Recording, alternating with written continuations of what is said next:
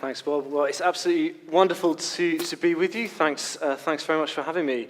I will attempt to honour kind of what Keith said this morning with his wit and wisdom. I'll try the latter. The former's not so much my forte, so I'll leave that. He brought some excellent political dry wry humour to us, so I'm afraid you won't get that this morning. But hopefully a few thoughts on fulfilling the law. Although I'm not sure that I've got much more to say than what Bob's already given us. So thank you for already stealing my thunder earlier. But I'll have a go. It's not to be taken for granted that we have a good relationship between the churches, and Keith and I have the privilege of kind of getting together once every couple of months to share and pray, and that's a real joy. And we continue to pray for ongoing good relationship with the two churches in this village to enable us all to share the love of God in Comberton and beyond.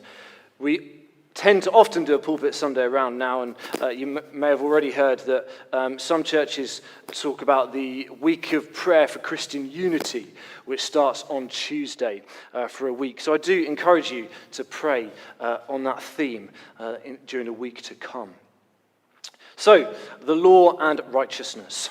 Well, I have not come to abolish the law, but to fulfill it, Jesus says. What on earth might it mean to fulfill the law? He does not say that he came to fulfill the requirements of the law. That would be easy enough for us to get our heads round. He has come wholesale to fulfill it. Normally we think of fulfilling criteria, a tick list to get through that meets certain requirements that then allows us to access something.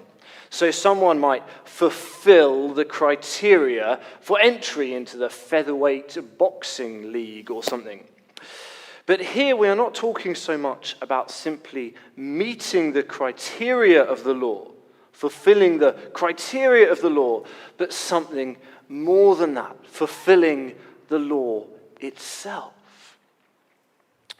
Now Jesus, certainly as he appears to us through the eyes of Matthew, never consciously set out to break the law of Moses. Fulfilling the criteria of the law was important to him. He was, on the whole, a law-abiding Jew.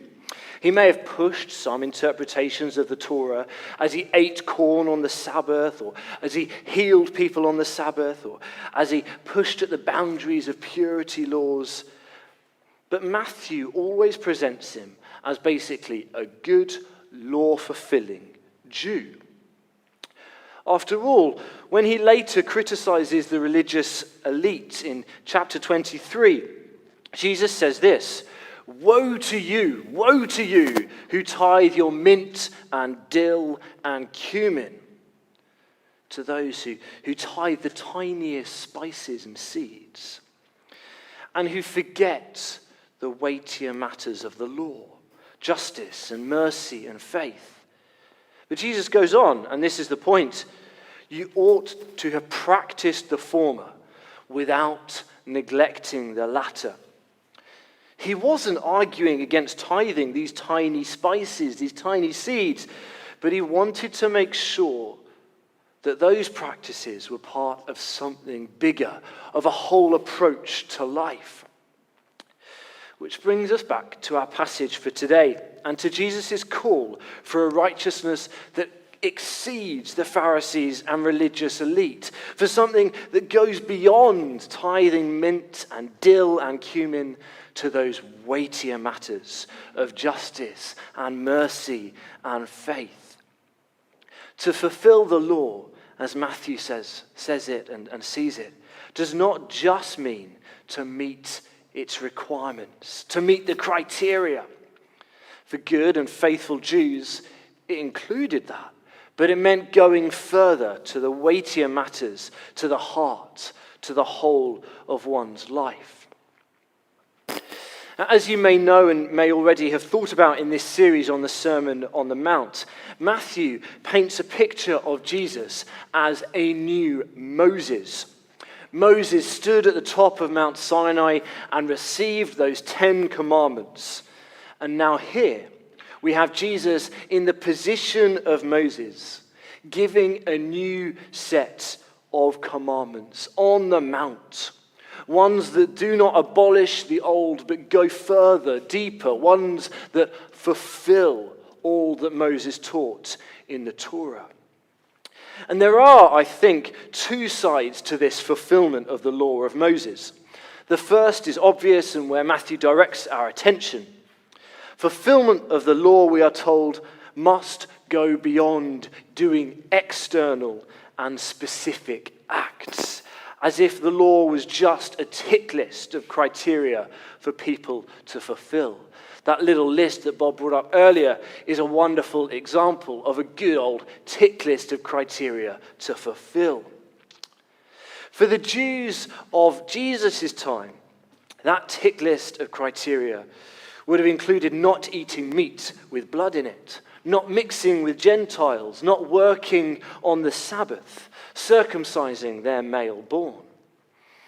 For us, well, it might include not swearing, giving a certain amount of our money away, perhaps in these days trying to be green in various ways, upholding a certain sexual ethic. For most Christians and most denominations and most churches, there will be some set, slightly different in each group, of clear boundary markers, a set of criteria to fulfill. Some clear set of external and specific acts which mark out our tribe, both from other Christians perhaps, and from everyone else as well. We all have our shibboleths, even if we don't admit it. But for Jesus, to fulfill the law means that all such shibboleths disappear. Those tick lists go out the window. There is no longer an easy way of marking those who are in from those who are out, those who have got it and made it from those who haven't. Jesus spends most of his time confounding the expectations of who's in and who's out, who's at the front and who's at the back, who's nearest the kingdom and who's furthest away. And that's particularly true in Matthew's portrait of him. So we might think of the widow who gave a mitre, and he says, she has given so much more than all those rich people who've given out of their wealth. Or we might think of the story of the one who stands far off and beats his chest and says that he's nearer the kingdom than those Pharisees who are saying, thank you that I'm not a sinner and whatever. He says, those who know they need a doctor have entered the kingdom of God before the religious elites and those who think they've got it all sorted. He spends most of his time confounding expectations of who's in, who's out, who's first, who's last, who's nearest the kingdom and who's furthest away. Again and again, he disrupts all those external boundary markers that we just can't help cling to as we seek to find our tribe and our place, as we seek to know who's in and who's out. It's a very human kind of thing to do, but Jesus directly challenges it. So when Jesus fulfills the law, he takes all of those tick list criteria away and says you have to go deeper. He stands at the top of Mount Sinai, not abolishing Moses' words, but fulfilling them, saying external conformity to a bunch of identity markers is not enough. It's about whole life, about attitude, about a new law written on hearts, not on tablets of stone, a new law of the Spirit. But what it's not about is taking the law from being about externals to suddenly being all about something internal. I wish it was that. This fulfillment is not about some inner and abstract idea of just having a good heart. As the rest of the Sermon on the Mount makes clear, it's still totally and absolutely about action, about what we do. We all know that out of the overflow of the heart, the mouth speaks. But it's all too easy to forget that the overflow matters. I know for myself, at least, I often congratulate myself for having a good thought. I think, it would be really good if I gave so-and-so a phone call tonight. I know they're struggling a bit, so I should give them a phone call. And then I never do. And then, so-and-so, they were really kind to me. I should think about how to say thank you. And then I never do. Sally says to me, my wife that is, sometimes says to me, it's not all about your intention, David. And my heart's in the right place. That's what matters. Well, if the actions aren't there, then maybe the heart isn't either. So this new law is not just a matter of the heart, as if it's just about my interior feeling. It is all about action, but not these specific boundary markers, not these specific tick list criteria. And so Jesus says it's not any longer about whether you commit adultery or not, but about what we do with our eyes. No longer is it just about murder, but about anger and angry words. No longer is it just about saying sorry to God, but about genuine and difficult reconciliation with our neighbor. That's what that whole story about going up to the altar with your friend is about. This fulfillment of the law, this is the fulfillment of the law, the deeper, weightier matters of justice and mercy and faith. And these deeper, weightier, harder things, they take us away from those easy boundary and identity markers. So there's no longer some tick box criteria that lets us say who's in and out. Again and again, though, in the church, in different parts of the church, in all parts of the church, we have a tendency to revert to that tick box mentality. It's safer, it's easier, we want to know who's in. But in doing so, we only parody those religious elites that Jesus chastises. That's one side. I said there were two sides to this fulfillment of the law, though. Here's the other. When Moses goes up to Mount Sinai, the first word that he receives, the first words that were written down on those stone tablets were, you might know, not do this, don't do that. They were this: I am the Lord your God who brought you out of the land of Egypt. Before the law was a set of rules, it was a covenant of love. It was God's gift. It was, for Israel, the personification of God's goodness. Some of the Hebrew scriptures talk about how blessed and privileged the people of Israel felt to have had the law. They say, other nations don't have this. We have this law of God. How good is our God that he gave us this law, the psalmist cries at one point. It was God's promise of everlasting life, his word of devotion towards Israel. And so for Christ to come as the fulfillment of the law also means that he comes as the fulfillment of that covenant, that he is the ultimate and final and true expression of God's unending and everlasting commitment towards his people, and then also to all of creation. And so to fulfill the law meant that the doors of access were blown open, that the curtain in the Holy of Holies was torn down.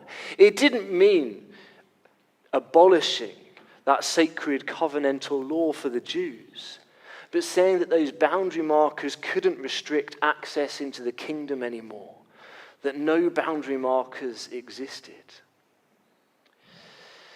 As Paul, the apostle, goes on and on about in his letter to the Romans, what matters are not these identity markers, but adoption into the life of the Spirit. and that Spirit that empowers us to attend to those weightier matters. As many clever folk have pointed out in recent years, Martin Luther, that great Protestant reformer, got things a little bit wrong here. The people of Israel, and indeed the Jews of the first century, were never, ever trying to earn their salvation by following the law. They knew that the law was a gift and an expression of that everlasting covenant of love.